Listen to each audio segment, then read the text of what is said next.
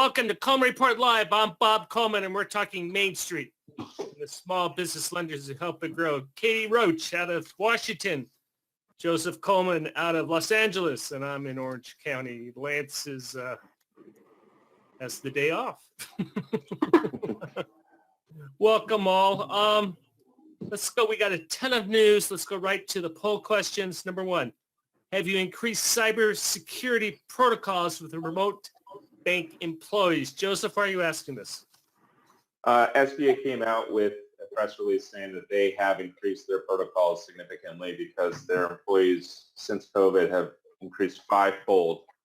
So the logistics of that, they needed to get their... When you say fivefold, you mean fivefold who are working out of the house, or?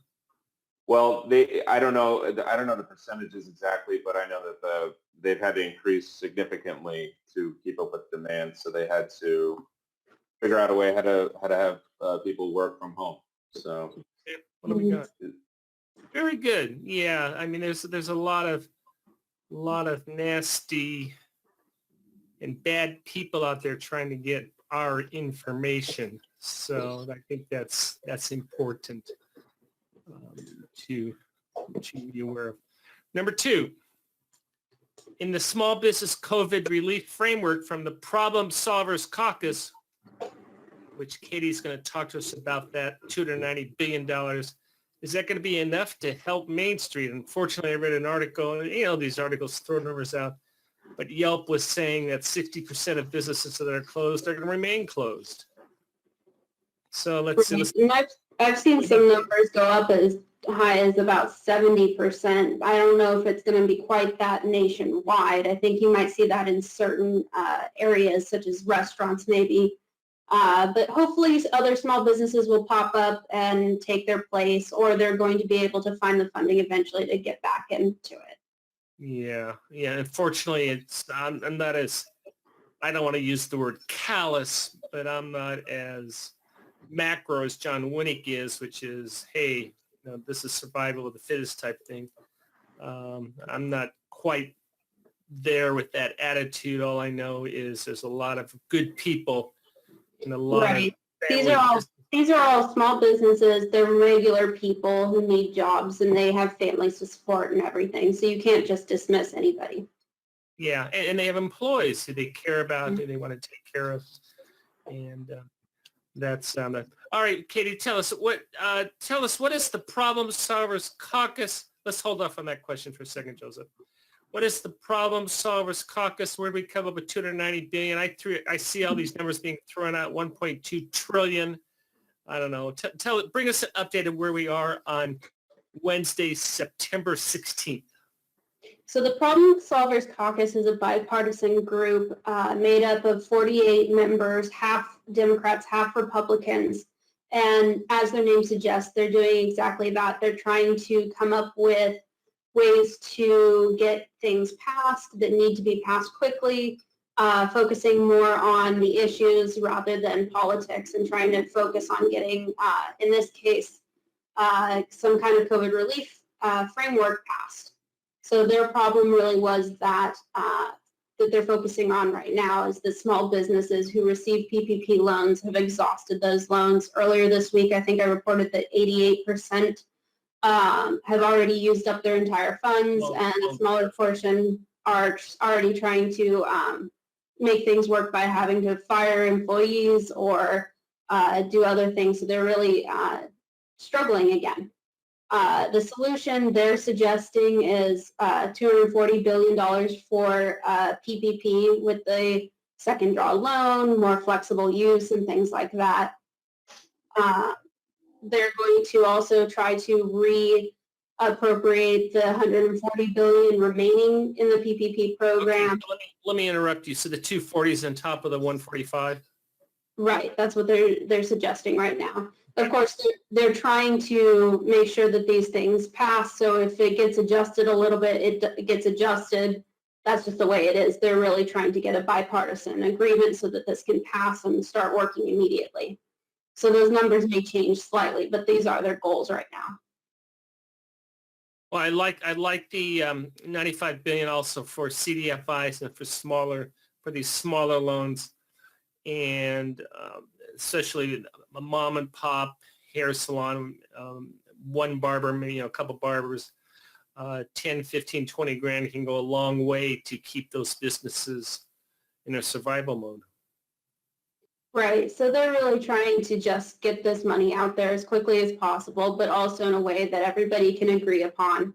And hopefully we're going to see something soon. I don't know what their time frame is. They're just trying to get it passed as soon as possible. Hopefully before the elections is really their goal. They want this out there before the elections, because a lot of other reporters are saying that it looks like with how partisan this is getting, that it might take much longer. And of course, as we all know, those small businesses need the funding now. Joseph, didn't Speaker Pelosi say she was going to keep the House in session until these issues are resolved? Correct. Yeah, that's what Katie and Chris said yesterday. And I think this is just a call to what Secretary Mnuchin said last week when he said that there needs to be something quicker than that. You know, they need to get it out faster than obviously the election. But people are hurting on Main Street, and I think this is a good start, but it needs to have a little speed to market. So let's go to the last two bullet points on this slide, Katie. What is the employee retention tax credit? I don't really know a lot about that. I mostly was focusing on the first 2 points. I know they want to try to add $50 billion to that, and they also want to rectify the Main Street lending program, which I believe hasn't really done as well as they had initially hoped. So they want to try to fix those two things. Do we know the specifics on what they want to do with the Main Street lending program? I don't know for sure what they want to do yet. I haven't seen they supposedly have a PowerPoint. I have not seen that PowerPoint yet. So hopefully we'll get that information soon. Okay, well, let's ask the question is, what do you all think? Do you think that this is going to be resolved before the election? I know some people have speculated that it may go after the election, but do you think that this... Now, also, what I like about this, we talk about bipartisan problem solvers caucus. There's, 50 senators and representatives, and there are 25 from each party, correct, Katie? It's 48 members divided equally, so a little less than that. But yeah, they're really trying, and I felt like their website, just going through it today, seemed like they were really focused on the issues instead of the politics, which was kind of refreshing given the current climate right now. Well, I know the people who answer no certainly want it to be a yes, and I'm, looks like half the industry is optimistic that this is going to get done. I would put me in the yes column. I don't know exactly how it would look, but I do know it has bipartisan support. Katie, what is your opinion? I think they're probably going to get at least a bill written. Hopefully they'll get it passed before the election. I think they're really trying, and I'm somewhat optimistic, actually. I think they could possibly get something done. Joseph, what do you think? yeah, same. I think they can get something done in the next couple of weeks, hopefully. And we've been waiting. We've been saying that for a while, and I think I don't want to get on the estimation train like you and Lance have done over the last month or so. But it has to get done. I think that's the answer. So. We are going to have John Riosti on tomorrow, reporter from American Banker. He's out of Washington, and he always gives us great insight. So we'll have an update tomorrow. What else? Let's see. What do we have here? We're still going to lend money or make PPP available to nonprofits. I guess we've talked about that. And again, as I've said, this is all about employment. 504 fees, Joseph, is they keep going down. Look at those fees. What is the rate on a 25-year debenture? Let's see. I'm sorry, I don't have any. These are the fees for 2021. So you're right. We don't have the rates, but they are at all-time lows, and that we have that notice in our chat box. So you may want to adjust, and those are effective October 1. So For those of you who are in that, we do that. Let's see, we have a question from Tim. What happens when your PPP borrower files BK11? Well, that happened with Ready Capital and Steinmark. They're listed as a creditor, but there's really nothing more. I would definitely document the file, notify of SBA, but it's the Treasury funds. You may be looking at a clawback from a receiver for the fees, which are, I don't mean to minimalize it, but they're minimal. But I would just simply notify SBA. We've gone back and forth on this with Russ, and Russ, I really appreciate your willingness to try to solve it. Here's the issue, gang. We have a sole proprietor who's not on the payroll, but they're paying things out of the sole proprietor checking account. We have utilities. We may have some rent. We have household needs in lieu of a salary. And it's still confusing on whether that's covered. And hopefully this will be one thing that'll be resolved. There's a number of issues that we need, Katie, to wrap up the PPP strings, and this is one of them, correct? Right, and I have seen several bills that will kind of address this as well. So I think hopefully we'll get some more clarification soon. And yeah, that's all I can say really. Hopefully we'll get something soon. Paul asked, what are we doing with customers where the PPP deferral is coming up in November? We are waiting, bluntly, we're waiting to see what the guidance is from SBA. None of us know what's going to happen, Paul. Just tell your borrowers to sit tight and to be patient for all the lenders there. From yesterday, Joseph, we had a number of people who sent us emails said that they've submitted applications for SBA approval, but no action has been taken. Right, and I think it could up to like something about 90 days or so for them to really get back to you. So I think a lot of people who submitted probably won't hear back right away. Yeah, we had comments saying that they've submitted 40 or 50, even hundreds of forgiveness applications with no response yet from SBA. So we're still waiting on that. Well, the problem is SBA doesn't have the guidance from what Congress wants. I mean, we all know what Congress wants, but they still need to put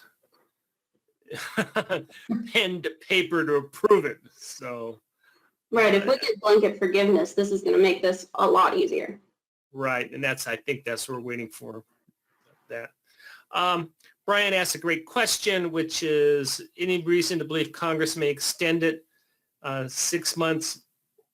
And to many of my clients, this is more beneficial than, say, a second round of funding.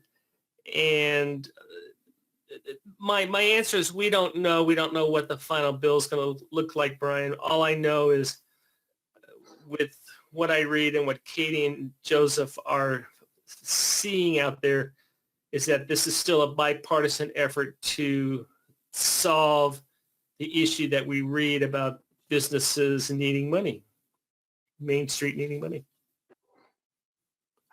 See, that's a pause that allows you to rift with with the bipartisan support. I think there's still some, we're getting a lot of comments just today, for instance, on enhancing the 7A program. What are they doing to enhance the 504 program? That wasn't mentioned in the slides earlier. So again, we're reporting as fast as we can, and we're still waiting from a lot of stuff from the agency. Well, I'm interested in maybe Katie. Well, we've definitely asked John, and maybe Katie, you can do a little research on this. I'd very be interested in what they're doing with Main Street Lending Program. That's a program that's sitting out there. It hasn't been utilized for a variety of reasons, and basically it's not lender friendly, and that's the number one reason why it's not happening.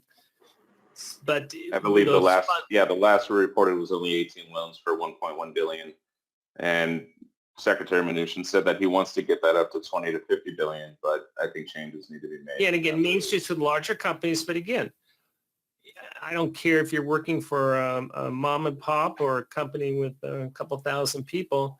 A job's a job. Hey, Joseph, tell us what's going on with the webinar that Lance is going to be doing at the top of the hour. We put together a great show. It's all new SOP 5010-6 and COVID underwriting guidance and preparing the credit memo. We spent a long time going through all the new stuff, and Lance is going to talk for 75 minutes on how to do all the new stuff. So I think that's a very important, timely discussion. Very good. If you guys want to sign up, just send me an email and we can get you just on. Joseph at homereport.com. He'll take care of that. And believe it or not, we finally the compensation study is going to be released, Joseph, what, this afternoon or tomorrow morning? Let's say tomorrow morning. For all those who it's only been I personally apologize to everyone for that. That's been on me, and I think I am healing up, so it's taking a while, but we're finally getting it done.